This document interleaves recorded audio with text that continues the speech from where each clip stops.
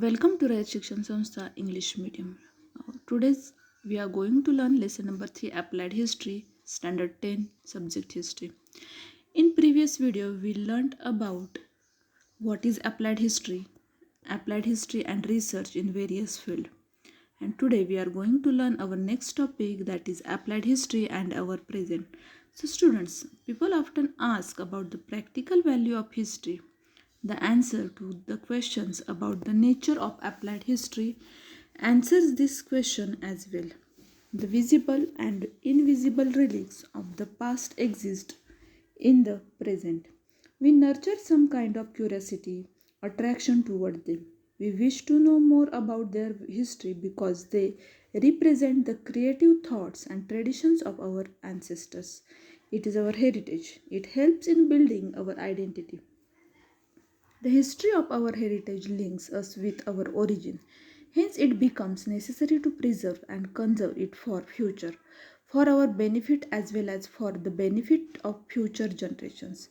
Applied history is concerned with the preservation and conservation of our heritage and make it accessible to people. Heritage management creates opportunities of employment.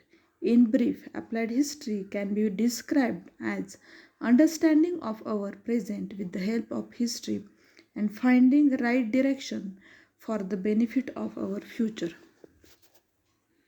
Next topic is management of cultural and natural heritage. Cultural heritage, it is in the form of human creation. It is of two types. First is tangible cultural heritage and second one is intangible cultural heritage.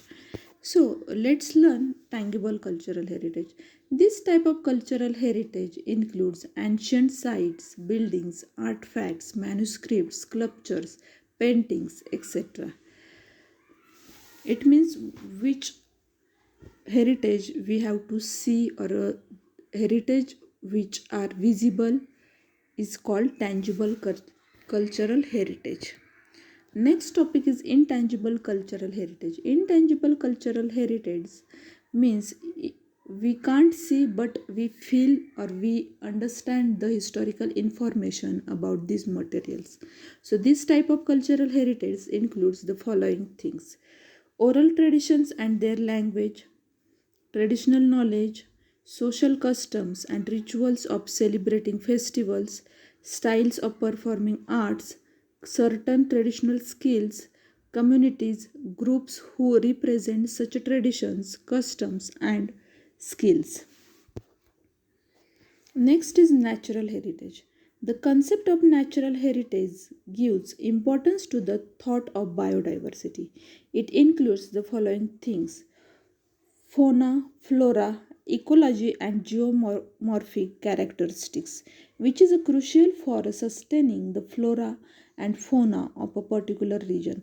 Flora means related to the animals, and fauna means related to the animals, and flora means related to the plants. It is essential for the benefit of future generation to preserve our heritage. UNESCO, the global organization, has announced some directives with the objective of promoting the cultural and natural heritage. On the basis of those directives, list of sites and traditions are declared as a World Heritage.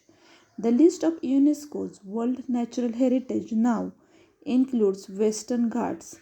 The Khas Plateau in the district Satara is also a part of the Western Ghats. So student, today's our topic is over.